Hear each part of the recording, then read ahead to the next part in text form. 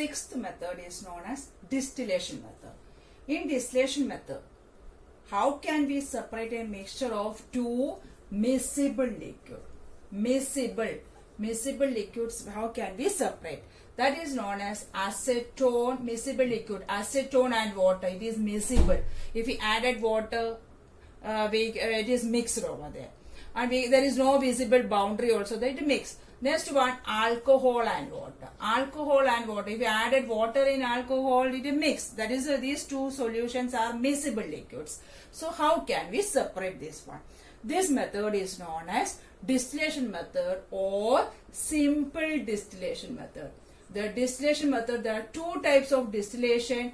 One, it is simple distillation, and second one, it is fractional distillation. So first we are going to study the simple distillation method. In the simple distillation, what we study, we have taken a miscible liquid. Miscible liquid means acetone and water, alcohol and water. First you have to take a distillation flask. The method distillation, so the flask is known as distillation flask. Look at the bottom part of this flask. It is in the round shape. So another name is also known as round bottom flask. Distillation flask or round bottom flask. Normally we call it as distillation flask. We added acetone and water over here. Acetone and water. In the distillation flask, one more apparatus is there, that is known as condenser. Condenser. It is already fixed. Condenser. In condenser, what happens? They are condensing and cooling. Condensing means cooling. That is full. It is inserted in the ice cubes. They are full ice. So that's why it condenses. And you have to cover it with one hold core. One hold core. Inside the one hold core, you have to insert a thermometer. Temperature also you have to check it out in thermometer. You have to heat it. Directly we cannot heat it. We need a wire gauze, tripod stand and furnace. Heat it. What happened while after heating? We can see that here in the one more thing here, acetone and alcohol. Acetone and alcohol are volatile component. Volatile means highly easily evaporate. Water, they are this much. So this acetone is a highly volatile solution. So this acetone start vaporizing. These vapors moves to the condenser. It is already closed, so there is no way to escape. So this vapor move to the condenser. What happens in the condenser? It condenses. Cooling means this vapor converted to liquid form. This vapor converted to liquid form we can separate in the beaker. The acetone we got in the beaker and water remains in the distillation flask. This method is known as simple distillation method. So acetone, what is the boiling point of acetone? 56 something degree it is there. Afterwards it never goes. The maximum boiling point of acetone is 56. What is the boiling point of water? 100 degrees Celsius. So look at this, 56 and 100. There is a sufficient difference in the boiling point. So how can you say the simple distillation method? The two miscible liquids. These two are acetone and water are miscible liquids. These two miscible liquids boil without decomposition and having a sufficient difference in the boiling point. That is the main point. Sufficient difference in the boiling point. Sufficient difference in the boiling point. That is the case we are using in the simple distillation method.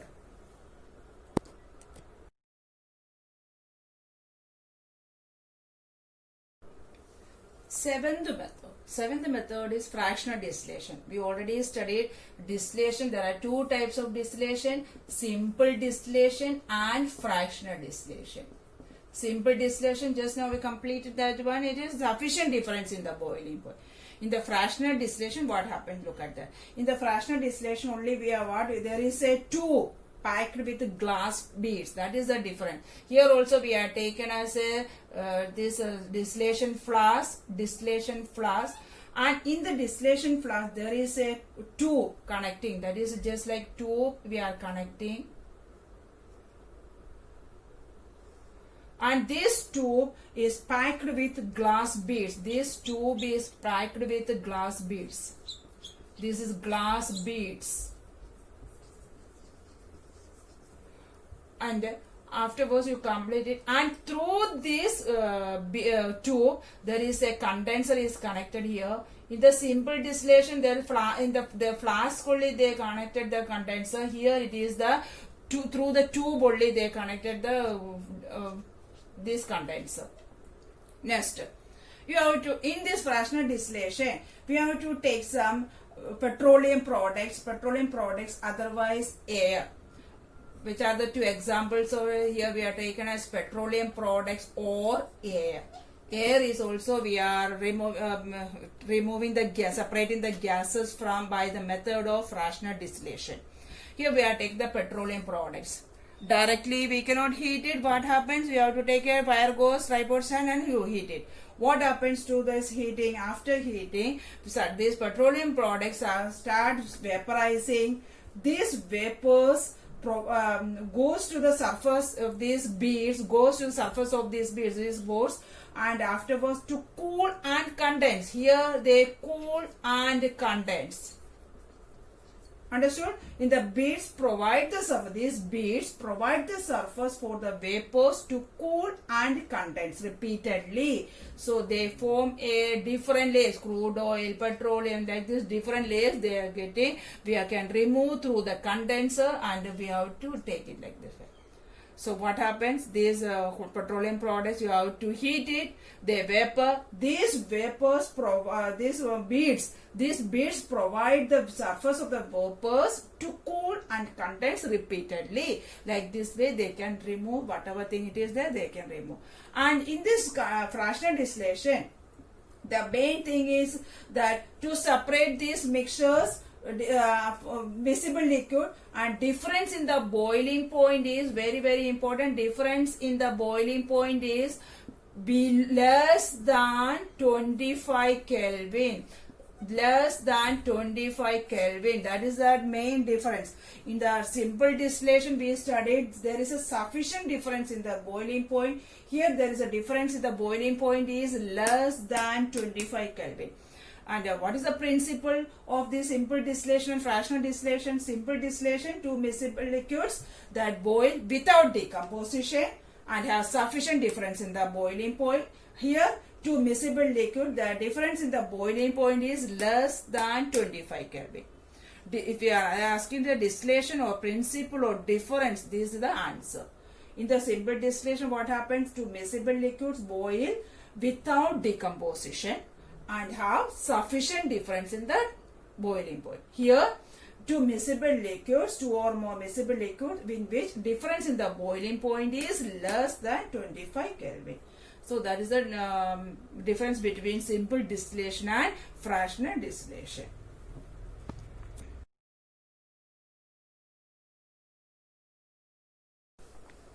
Next topic, how can we obtain different gases from air?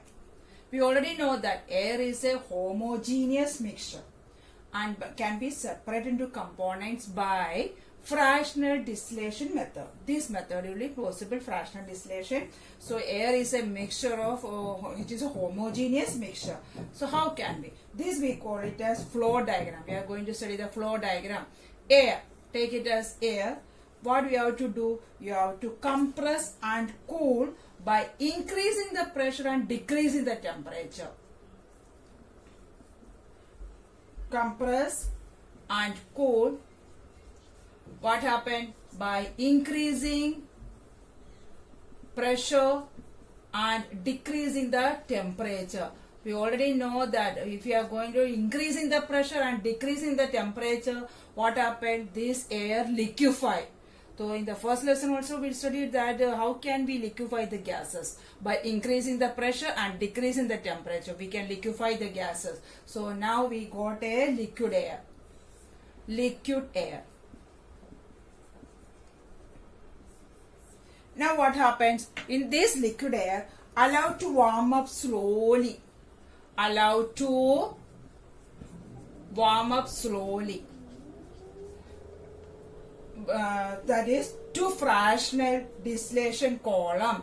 to fractional distillation column there. You have to, this liquid air you allowed to warm up slowly to fractional distillation column. Then we get, see the distillation column, we have to know that the distillation, there is a tube type, it is there. Inside this so many glass beads are there. So there we get a different layers, first layer, second layer, like this we just get. So gases separated at different heights, gases separated at different heights. So what is the height of these gases? We have to, different gases we are getting that oxygen, argon gas and nitrogen. Argon, the formula it is Ar. The boiling point of this oxygen gas is minus 183. Boiling point is minus 183 and argon is minus 186, nitrogen is minus 196. Very easy to remember this figure. Minus 183, minus 186 and minus 196. And percentage also we know that. Percentage of oxygen gas is 20.9 percentage. 20.9. Here it gives 0.9. Here it is known as 78.1 percentage. This is the percentage level of this gas. This we call it as flow diagram. Flow diagram to show the process of this obtaining gases from air. Flow diagram. Show the flow diagram. That question will come. Show the flow diagram to show the process of the obtaining the gases from air. This method you have to, first what we have to do here, take air, compress and cool by increasing pressure and decrease the temperature. What happens? It will liquefy the air. This liquid air allowed to warm up in the fractionating column here.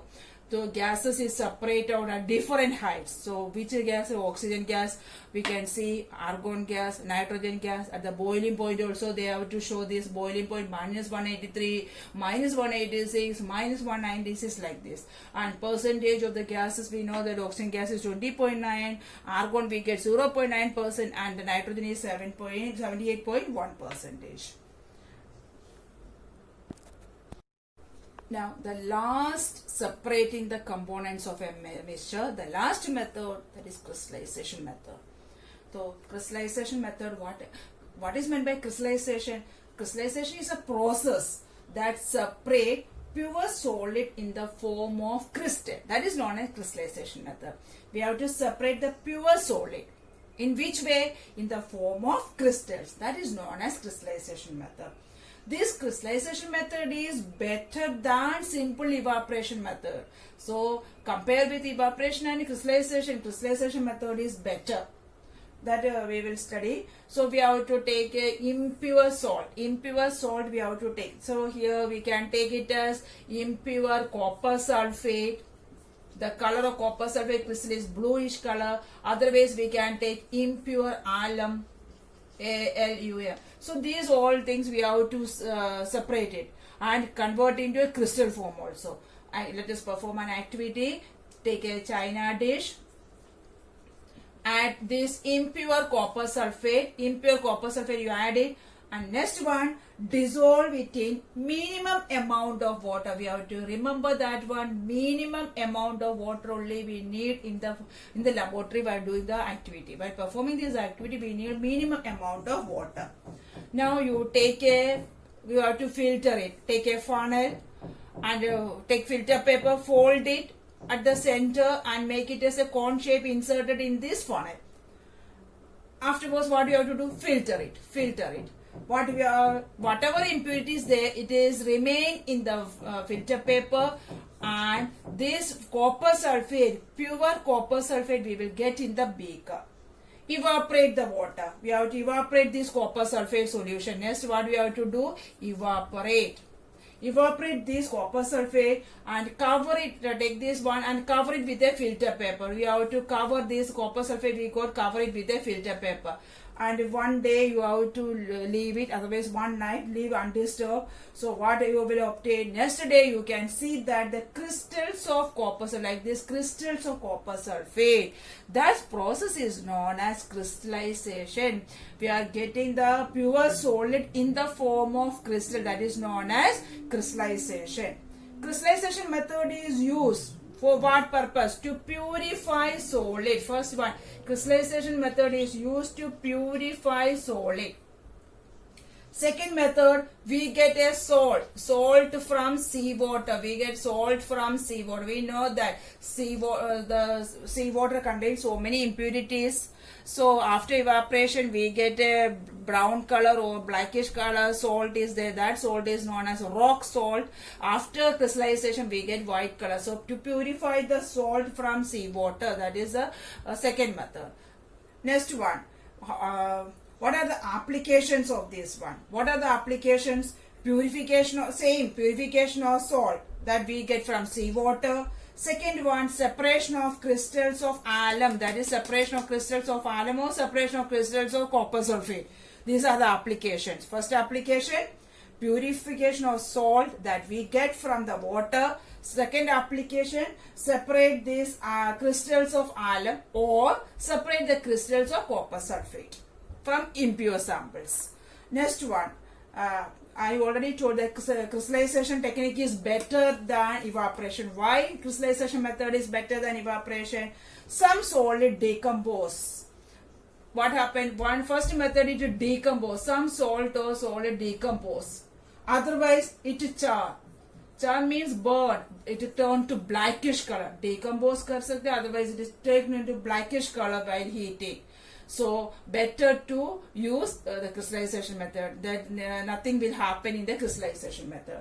This is the first technique. Why crystallization method is better than evaporation method? Because some salt is decomposed and some get char. Second method is there some impurities remain in the and dissolve in the some impurities remain in the solution. Some impurities remain in the solution even after filtration. So after evaporation, what we'll get? It will contaminate the solid. So in the crystallization method, we can repeatedly filter it. So we can get a pure solid. In the evaporation, some impurities remain in this filtrate, so this contaminate the solid. That's why we call it as crystallization technique is better than simple evaporation method.